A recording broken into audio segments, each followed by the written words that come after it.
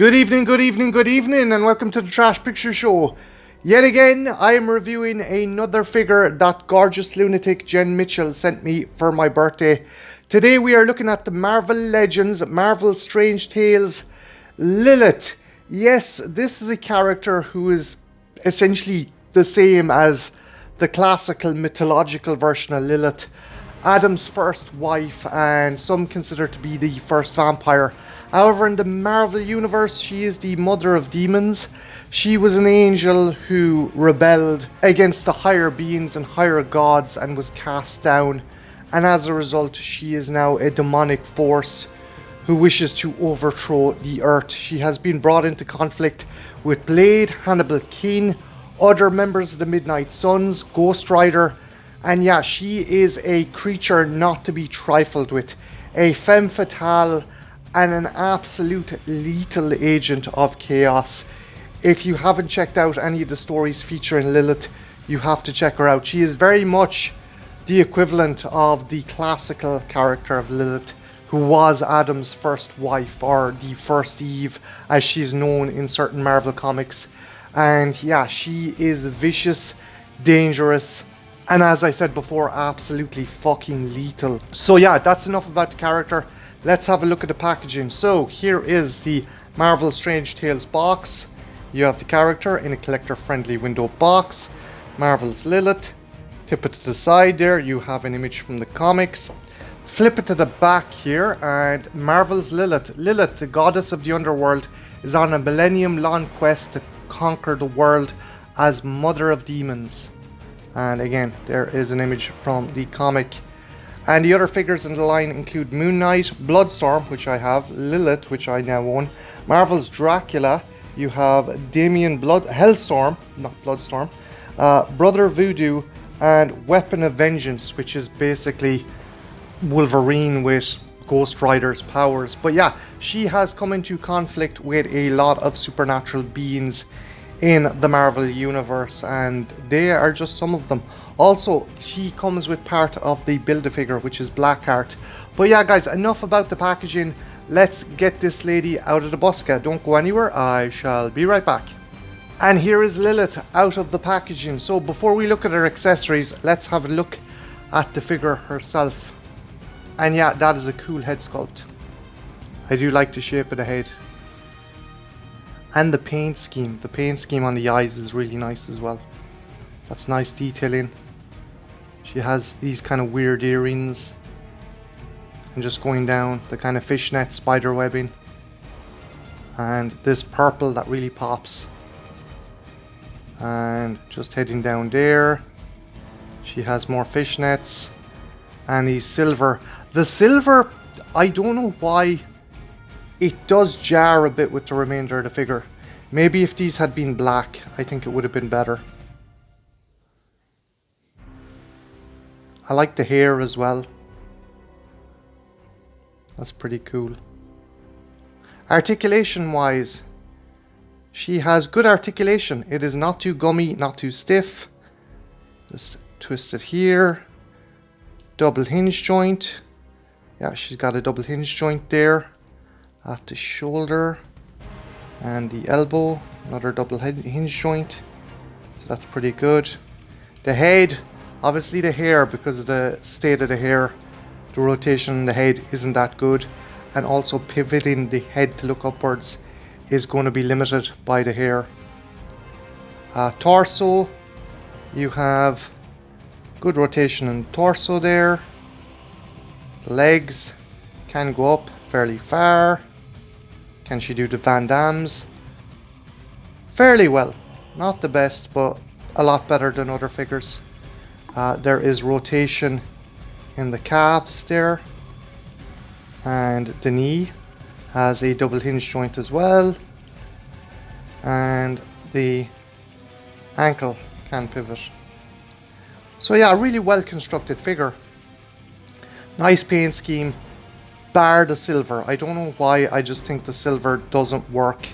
Again, it's probably been more comic book accurate, but for a figure on display, that is something that would kind of jump out at you and really take from what is a nicely painted figure. But that's just me. An accessory slash part she comes with is also this green cape. So there is a plug there on the back and you push it in like so, and she has this kind of cape that drapes down. Again, I'm not sure about the brighter colours with the darker purple. Again, you have accents of green on the earrings and it is a kind of swampy kind of green, but combined with the silver, I think it detracts from what is a really nicely sculpted and painted figure. I just think the silver takes from it, but that's probably just me. Again, this is probably more accurate to the comic, so again, just because it works on the page doesn't necessarily mean it works in the figure, but Marvel are going to do Marvel and they're going to make an accurate comic book depiction of the character. The only accessory she really comes with are 2 sets of open palm hands, and I'll just show you there. There is the 2 of them. Now, nothing too elaborate, just 2 open palm hands. See about switching them. So switch them out there and pop it in there. The cuffs can be removed, so when you're switching these out, just be careful you don't lose the cuffs. But yeah, she is a wicked looking figure. I think they really missed the beat by maybe not making this more purple or even black to work with the fishnet. But bar that, it's a cool comic book accurate version of the character. So yeah guys, I'm going to pause the video here and I'm going to put Lilith against some other Marvel Legends characters. Don't go anywhere, I shall be right back. And we are back, and there is Lilith in my alleyway diorama. So let's put her next to a member of the Midnight Suns. Let's put her next to Blade. And yeah, in the comics, she is not a petite woman. She is fairly tall and imposing, so that makes sense. She's not going to be towered over by Blade.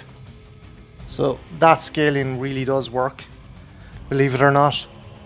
And let's put her next to another character from this actual wave.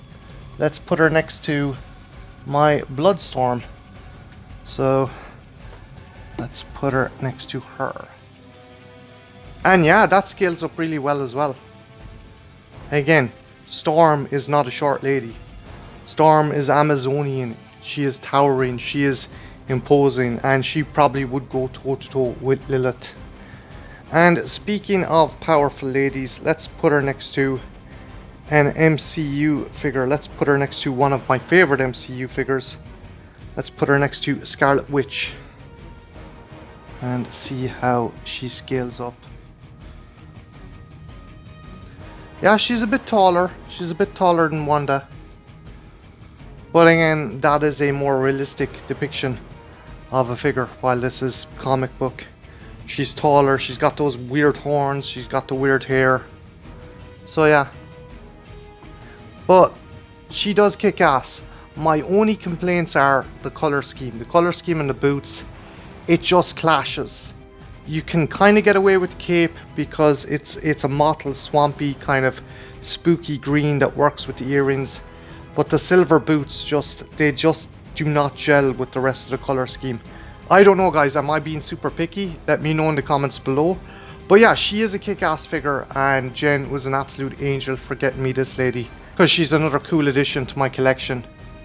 I'm not as familiar with her as say other supernatural characters in the Marvel universe, like say Man-Thing or Dracula and such forth, but she is interesting. I've read 1 or 2 stories which she's featured in, and as I said before, her backstory is very similar to our own mythological version of Lilith. But yeah guys, what do you think of this figure? Do you think she kicks arse? And what figure in the Marvel Strange Tales line would you like to get? Would you like to get Moon Knight? Would you like to get Bloodstorm? Would you like to get Dracula? Let me know that in the comments below as well. My name's Martin, this has been the Trash Picture Show, and yeah, have a good one. Take care. Bye now.